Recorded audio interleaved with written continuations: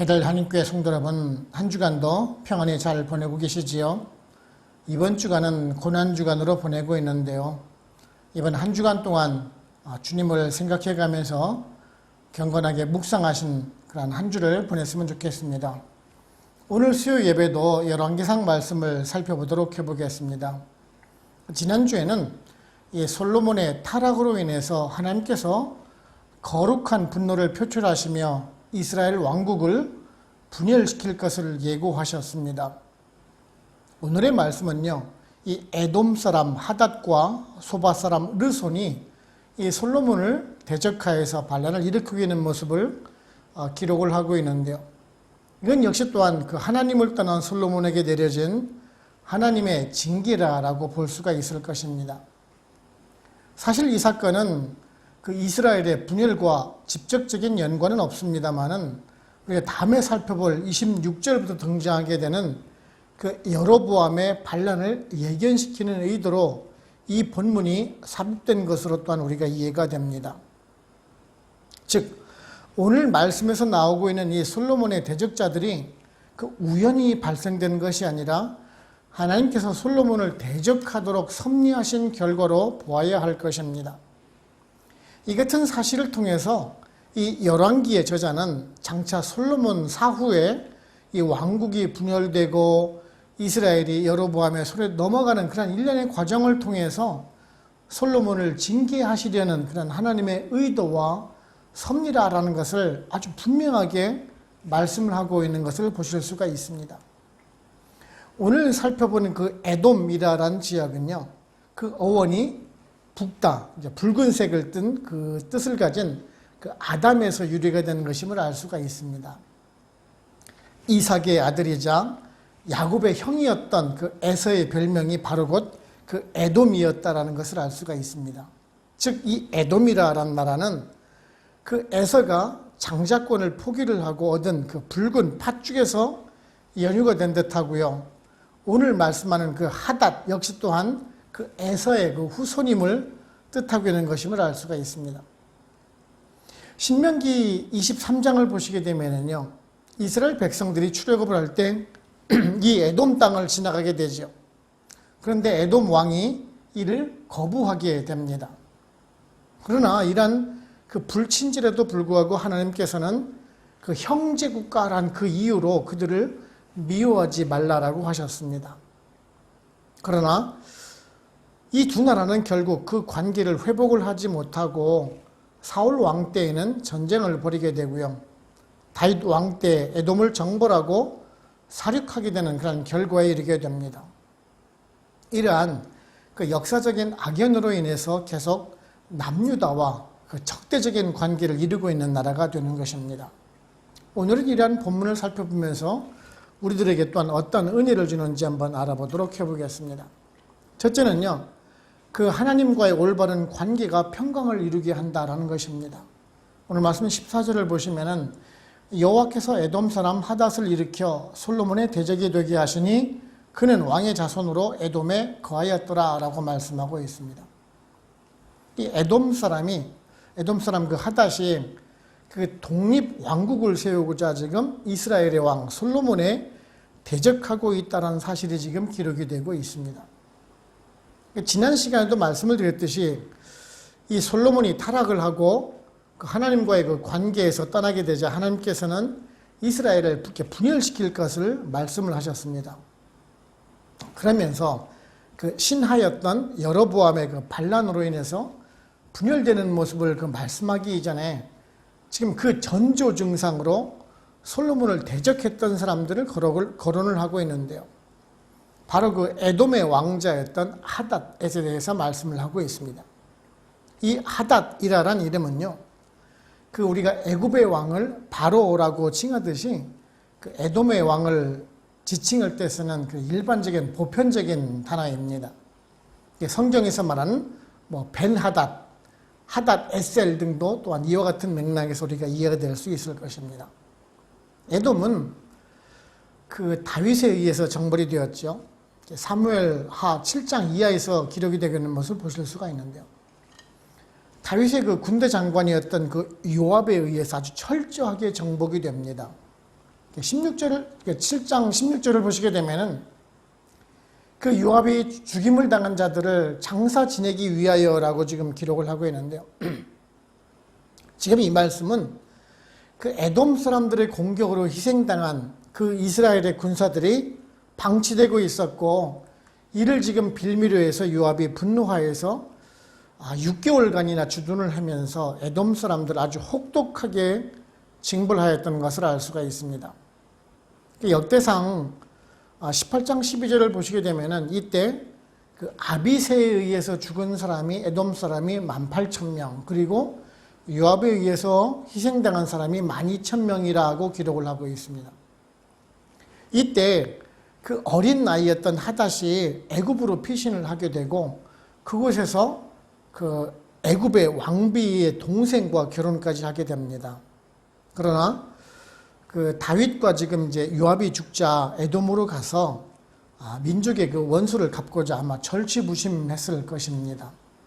그래도 그 솔로몬의 초기 통치 기간에는 그 중반기까지는 감히 솔로몬에게 대적할 엄두를 내지 못했을 것입니다. 워낙 강성한 나라를 이루고 있었고, 솔로몬 또한 그 하나님의 보호를 받아서 굳건하게 지키고 있었기 때문에 그렇습니다. 그때 이제 백성들을 훈련시키고 때를 기다리면서 이스라엘을 공격할 절호의 시간을 아마 기다렸을 것이 분명합니다. 그러다가 이제 솔로몬이 타락을 하고 국경이 소홀해지는 틈을 타서 이스라엘을 괴롭히기 시작했을 것입니다. 우리는 이런 사실을 통해서 단지 그 에돔이 그 독립운동을 하기 위해서 솔로몬을 괴롭혔다라고 보아서는 안 될 것입니다. 오늘 말씀을 보시게 되면은 솔로몬의 대적이 되게 하시니라고 기록을 하고 있습니다. 이것이 지금 무엇을 말씀해 주는 것입니까?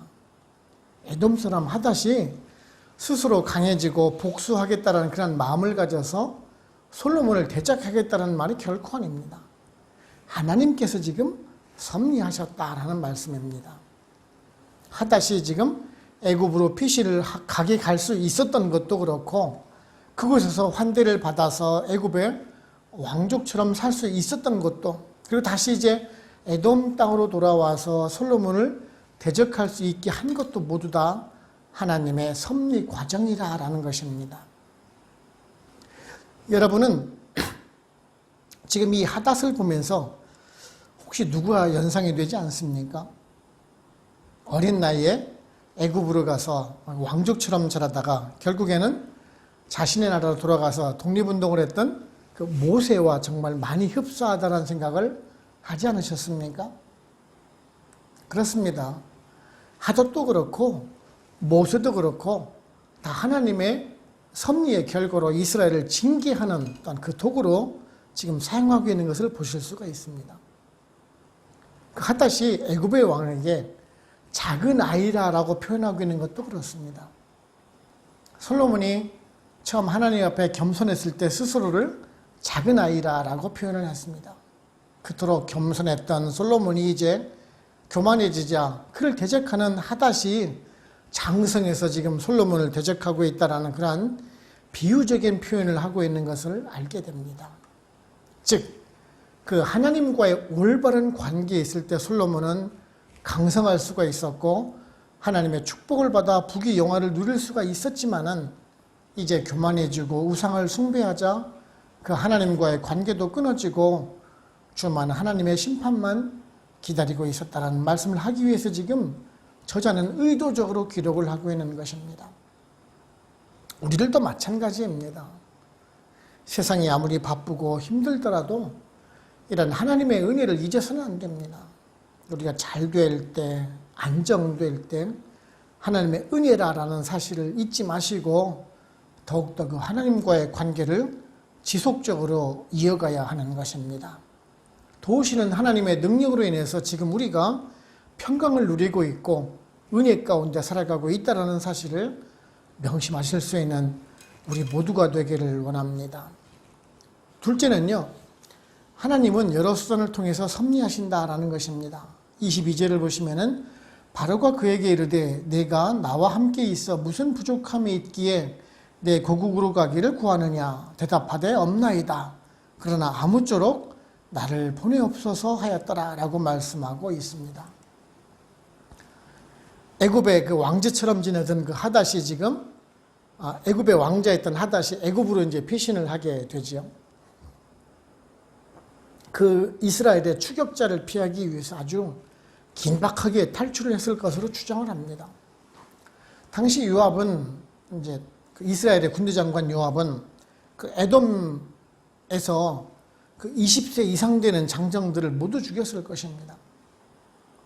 지금 하닷은 비록 어린 나이지만은 그 왕자라는 신분이 노출되면은 목숨을 잃는 것은 아마 시간 문제였을 것입니다. 그래서 아마 에돔 왕은 신하들로 하여금 자신의 그 아들 하닷을 보호하여서 지금 애굽으로 도피하도록 조치를 취하였을 것입니다. 한편 이 하닷이 애굽으로 도피를 하여서 거기서 이제 세력을 키웠다는 것은요, 그 솔로몬이 취한 행동과 대비해서 시사하는 바가 매우 크다라고 할 수 있을 것입니다. 솔로몬은 그 애굽과의 그 평화를 위해서 애굽의 공주와 정략적인 결혼을 했습니다. 그런데 지금 바로 그 하닷은 애굽에서 왕비의 여동생과 결혼을 하면서 솔로몬을 대적한 마음을 가지고 그 마음의 칼을 갈고 있을 하닷을 생각해 보면은요, 정말 참 아이러니한 일이 아닐 수가 없다는 생각을 가지게 됩니다. 솔로몬이 애굽을 의지하며 평화의 관계를 맺으려고 했던 그 애굽이 이제 솔로몬을 위한 징계의 수단과 방법으로 하나님께서는 준비를 하고 있었던 것입니다. 정말 하나님의 섭리는 오묘하고 절묘하다라는 생각을 가지게 됩니다. 우리가 바로 다음에 우리가 살펴보겠지만은 자신의 그 주인인 소바 왕에게서 도망하였던 그 르손도 마찬가지입니다. 그리고 또한 솔로몬을 피해서 애굽으로 도망을 갔던 그 여로보암도 또한 마찬가지입니다. 또 다른 인물이 있죠. 우리가 잘 아는 바로 곧 다윗입니다. 사울 왕의 박해를 피해서 도망을 갔던 다윗을 사실은 그 사울의 그 뒤를 이어서 새로운 왕으로 세워가는 것도 그렇죠. 하나님께서는 이렇게 그 부정적으로 흘러가는 그 이스라엘을 심판하시기 위해서 그 도망하는 사람들을 사용하신 아주 놀라운 섭리를 드러내고 있다는 사실입니다. 물론 그 하닷의 망명 경로를 보아도 얼마나 경이로운지 알 수가 있습니다. 우리가 18절을 보시게 되면은 그 미디안에서 바란을 통과하는 모습을 기록을 하게 됩니다. 바란은 그 이스라엘의 그 동남쪽에 위치한 곳입니다. 바란은 그 미디안과 이제 애굽 사이에 있던 그 사막 지역을 이루고 있지요. 그 기복이 심한 산악 지역입니다. 도망자들의 도피처로 이용되던 곳이기도 합니다. 자, 그렇다면 하닷이 지금 도피한 길을 유심히 살펴보면 아주 재미있지 않습니까? 그 이스라엘 백성들이 출애굽할 때 왔던 그 정반대 방향으로 가고 있는 것을 보실 수가 있습니다. 애굽 왕 바로로부터 과거 이스라엘 백성들을 건져내시고 인도하신 그 하나님께서 애굽 피신을 허락하시고 다시 애굽으로부터 나와서 가나안 땅에 가도록 인도하셨는데 이제 다시 그 하닷을 그 반대 방향으로 인도하고 있는 것을 보게 됩니다. 사실 우리들은 그 애굽의 바로 왕이 왜 그 하닷을 선대했는지에 대해서는 알 수는 없습니다. 솔로몬에게 딸을 주어서 지금 동맹관계를 맺은 사실을 분명히 알고 있는데 다시 그 적대관계인 하닷을 환대했다는 것이 이해가 안 될 수가 있습니다. 그런데 우리는 여기서 그 시기가 사실은 중복되지 않는다라는 것을 알 수가 있습니다. 그 하닷의 망명 사건은 솔로몬이 아니라 다윗의 시대에 있었던 사건입니다. 그리고 솔로몬 또한 자신과 동맹관계를 맺은 그 애굽의 그 바로 왕이 다시 하닷에게 환대를 해줬을 일을 만무하기 때문에 그렇습니다. 단지 우리가 객관적으로 판단을 해보았을 때 당시 그 애굽이 남쪽에 애굽이라는 나라가 그 남쪽에 테베와 북쪽에 타니스로 지금 분열이 되어서 그 애굽이 다소 지금 국력이 약화되어 있을 때입니다. 그래서 다소나마 그 세력 만회를 위해서 대외 그 융합 정책을 사용했을 것이다라고 우리가 추정할 뿐인 것입니다. 아무튼 지금 하나님께서는 당신의 그 필요에 따라서 이스라엘뿐만 아니라 이방 족속의 그 정세와 그 통치자들의 마음까지도 움직여주셔서 하나님께서 이루시고자 하는 방향으로 지금 이루어 가신다는 사실입니다. 학자들은요, 다윗과 요압이 같은 해, 즉 그 주전 970년경에 이제 같이 죽었던 것으로 우리가 보고 있으며, 그 하닷의 그 독립투쟁은 주전 940년경, 그러니까 솔로몬의 즉위 후 30년이 지난 뒤 그 솔로몬의 통치 말년에 지금 하고 있다라고 지금 추론을 하고 있습니다. 즉 결국 이런 것을 보면서 단지 그 하닷이 그 30년간의 복수를 위해서 치밀하게 준비한 것도 사실이지만, 우리가 그 믿음의 눈으로 본다라면 이 또한 하나님의 섭리의 과정임을 우리가 부인할 수가 없을 것입니다. 우리들은요, 이러한 사실을 깨달으시고 지금도 우리의 삶 속에서 섭리하고 계시고 또한 우리를 향한 그 애정을 가지고 계시다라는 사실을 잊지 마시고 늘 하나님의 뜻을 살펴가면서 그 말씀에 순종하는 삶을 통해서 더 풍성한 복을 받아 누리시면서 살아가실 수 있는 우리 모두가 되기를 바랍니다. 세 번째는요, 환경의 변화는 하나님의 뜻을 보여주는 지표라라는 것입니다. 23절을 보시면은 하나님이 또 엘리야의 아들 르손을 일으켜 솔로몬의 대적자가 되게 하시니 그는 그의 주인 소바왕 하닷 에셀에게서 도망한 자라라고 말씀하고 있습니다. 오늘 말씀을 보시게 되면 이제 솔로몬을 대적하고 있는 또 다른 한 사람의 인물이 기록하고 있는데 그 사람의 이름이 르손이라라고 말씀을 하고 있습니다. 그 르손이라라는 이름 역시 또한 그 중요하다, 유력하다라는 뜻을 가진 라잔이라는 단어에서 유래된 단어입니다. 주권자, 통치자라는 뜻을 가지고 있습니다. 이제 그가 다메섹에서 스스로 왕이 된 기록이 나오고 있습니다. 이 르손에 대해서는 사실 성경에 많은 기록이 없어서 우리가 자세한 행적을 찾아보기는 어렵습니다. 하지만 그 대부분의 학자들은요, 이제 뒤에 기록되고 있는 그 열왕기상 15장 18절 이하에 나오는 그 아람 왕 벤하닷의 조부 그 헤시온과 동일 인물로 지금 추정을 하기도 합니다. 르손은 그 다윗 왕과 전쟁에서 피했을 때 다메섹을 점령하고 있던 그 왕위를 찬탈한 인물로 지금 소개가 되고 있습니다. 당시 르손은 주인이었던 그 하닷 에셀에게서 지금 도망을 친 자입니다. 그를 죽이고요. 무슨 이유에서 도망을 간지는 알 수 없지만 지금 그 소바 왕이 패할 즈음에 사람들을 규합을 해서 세력을 모아서 다시금 지금 다메섹으로 진군을 해서 성을 빼앗고 왕이 되었다라는 것을 우리가 알 수가 있습니다. 그 다메섹에서부터 지금 세력을 지금 점차 확장을 해서 솔로몬을 대적하는 세력으로 성장을 하였을 것이 분명합니다.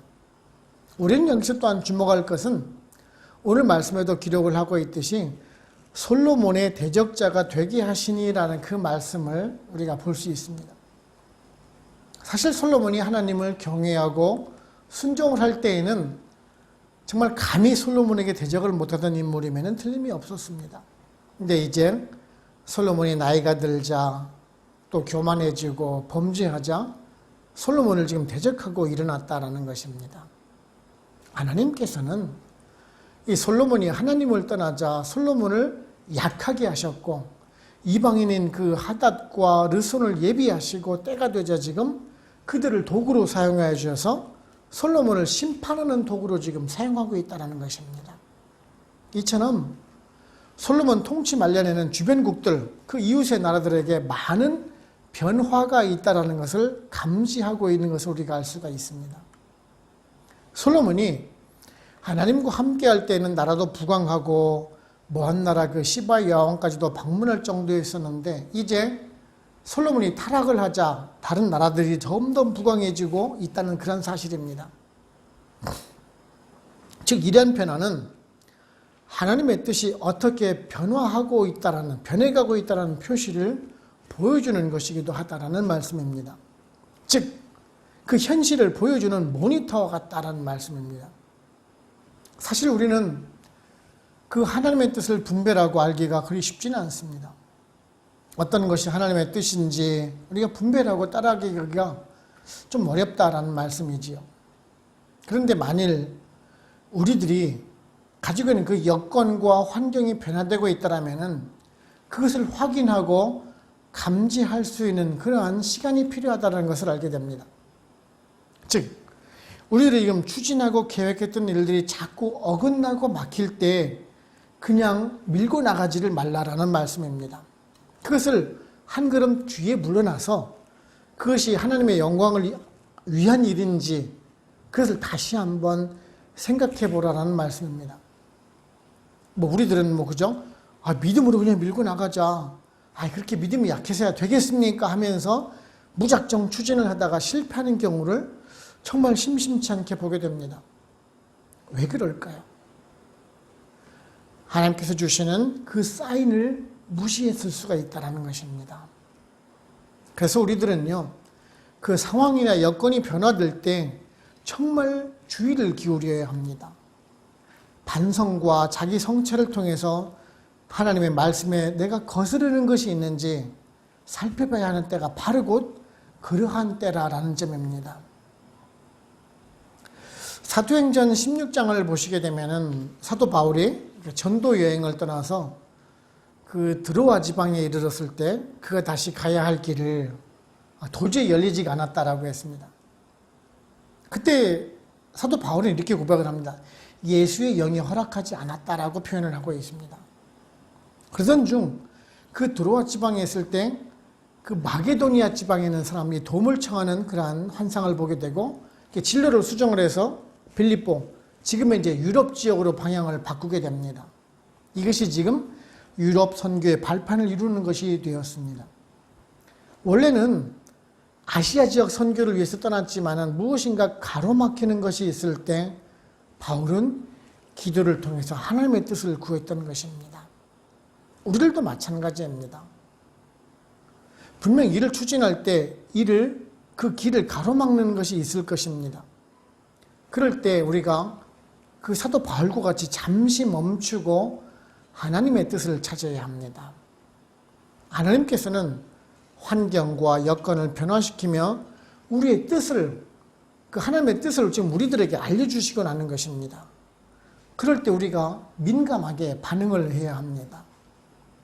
그런 환경의 변화 속에서 하나님의 뜻을 발견하시고 하나님의 뜻과 섭리를 인정하고 따라가심으로 말미암아 또한 성공하시는 인생을 살아가실 수 있는 우리 모두가 되기를 원합니다.